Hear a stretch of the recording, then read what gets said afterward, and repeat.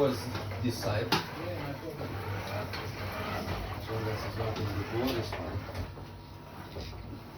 Is that okay like that? A A bit further back. A bit more that way. Yeah. Fine. That's it. I can't get it in because of the pump truck, sorry. Yeah. That's fine. A nice garage. Yeah, it's a bit This is small, awesome. but yeah. Yeah, it's cool. Thank you. Thank you very much. Have a good day. Much appreciated.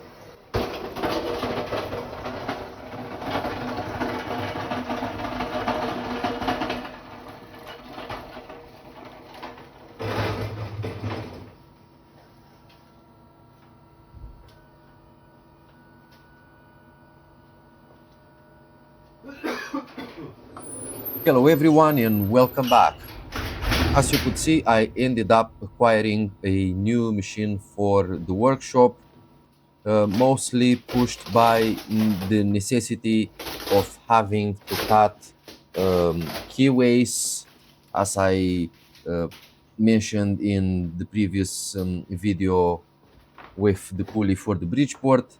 2 weeks ago, I just went on eBay looking for parts to build a keyway cutter, but I ended up settling for something a bit unusual for what I normally do. And this is an 8-inch Boxford shaper, which I got for the really good price of £300. Like I said before, I haven't had any plan to get such thing because space in my garage, it's a premium at the moment, and I have very big things coming up on the channel, and every bit of space that I have available, I did not necessarily wanted to compromise it, but this machine has a relatively small footprint, which I'm quite happy about it because it doesn't take a lot of space. It is tall but not very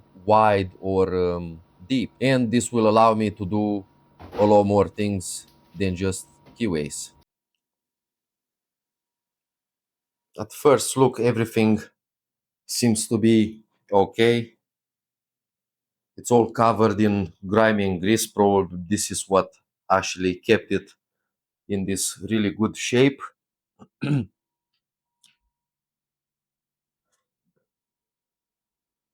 Gears and the clicker seems to be okay. It has the usual swerve everywhere. The original isolator box. The cam gear, that seems to be in pretty good shape. Let's see if this will focus. It doesn't look terrible at all.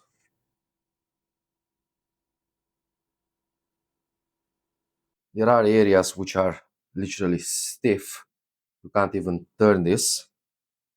But end of the day, this hasn't been used in the last 20 years. The guy that I bought it from said that he has this from his uncle, but since he had it in these 20 years, he never really used it. So I guess this is how a unused 20 years period machine looks like. Well, it's made in the 1950s, if I'm not mistaken.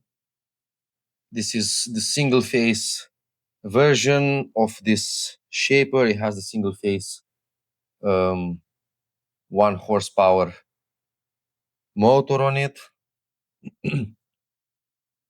The belts are looking like a 70 years old machine. Look at this. I guess I'll need a new one of this. The table looks good too. I don't know what's under this grime, but it doesn't appear to have any marks or severe marks on it. The lead screws are looking fine. This is a bit of swerve. This is only as much as I can see Of course, I'll have to take this apart and see what's what with it. The ways are looking in really good shape too. Quite surprised. I was expecting I'll have some nasty surprises. I got some goodies with it as well.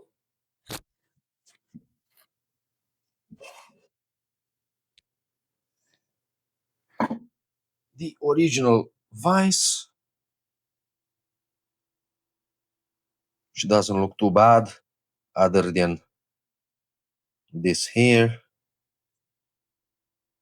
The jaws are in really good shape with the few dimples here and there. And there is a lot more inside, but I'll have a run through what's in it.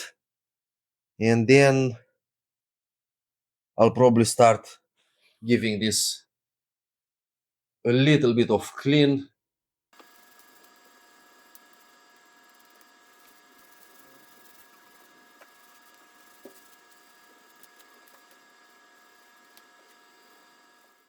At this moment, all I'm interested in is the state of the ways of the dovetails on all the axes, and to see if the ram moves freely. Other than this, rest of it should be pretty much like a walk in the park. After a bit of cleaning, I exposed um the dovetails, and they seem to be in pretty good condition.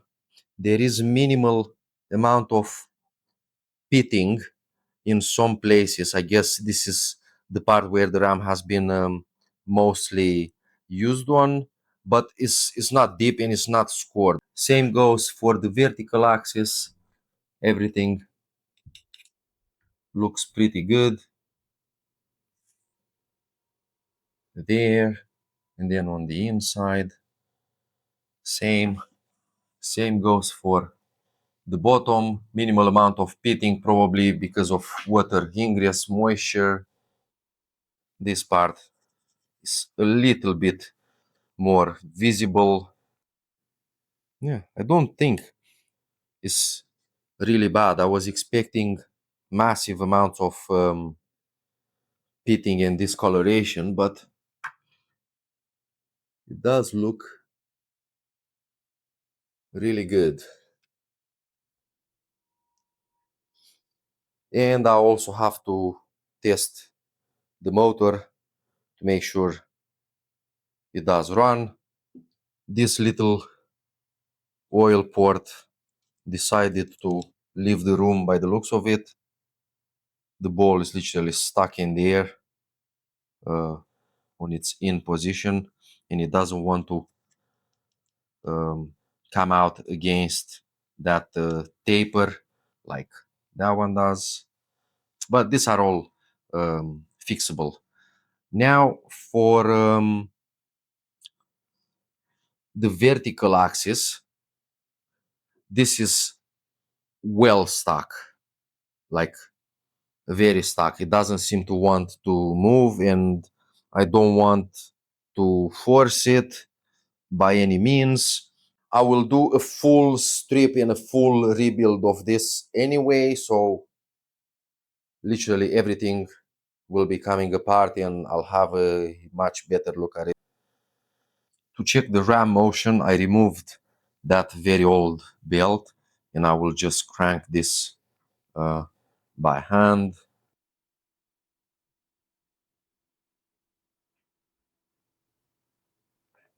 But it does move. This might be my WD-40 that is dislodging the grease and the rust inside the ways. Okay, there goes nothing.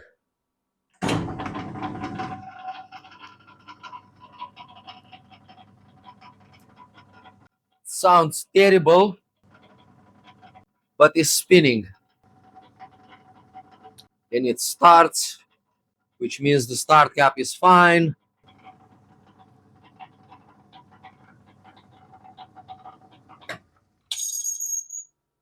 What is that? I will isolate it from power to see what's up with this noise. Ah.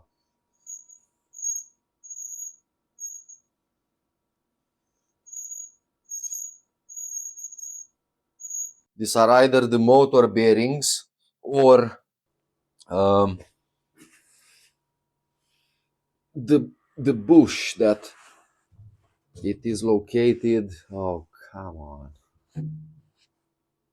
That's located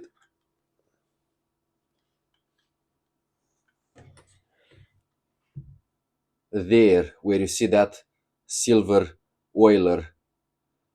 Probably there is a bush and it's probably on its way out, or it just needs lubrication, or the motor bearings. But other than that, it does start. That's it for today on the Boxford shaper. This is no priority at this very stage because I need to finish attaching the Bridgeport head to my Harrison mill. In the next couple of weeks, I will start tearing this thing down to its pieces, check everything, make sure it's all fine, get the vertical axis freed up, repaint everything, and just start using it. Stay tuned for my upcoming video when I will be attaching the Bridgeport head to the mill. Thank you all for watching, and I will see you in the next one.